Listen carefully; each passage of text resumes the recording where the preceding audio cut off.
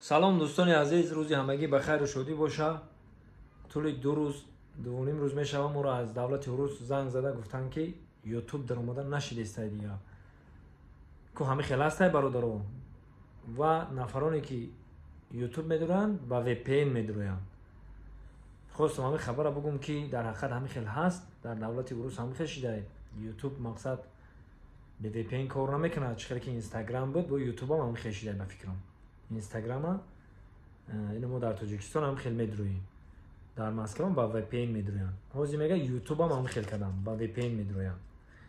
من نفرایی که مقصد یوتیوب در اومدن یا بار دو بار که نشید وی پی این قطعی معلومات بدرویم و با چی گفتنیم. همجا یک برادر ما رو گفت که همین را یک انیخ کنین، یک انیخ دقیق کنین، انشالله که برنامه ما رو تماشا میکنن. نفرانی که با میدونن در کامنتر بنویسن که چی گپه در دولت روس مسئله اینترنت ده. باقی سربند خانواده باشین. خداوند نگهبان همه ما و شما دوستان عزیز، خدا نگهبانتون. و خبر دیگر ما یعنی این روز 22 جایزه سپاری بلاگ ریسال می شود و البته که دوستان میبینین چی گپ خبر رفته سینه. تمام دعوتنامه همه چی تیار شده، کار رفته ایستاده است، کار در جریان است و البته که بلاگ رساله معین میکنن.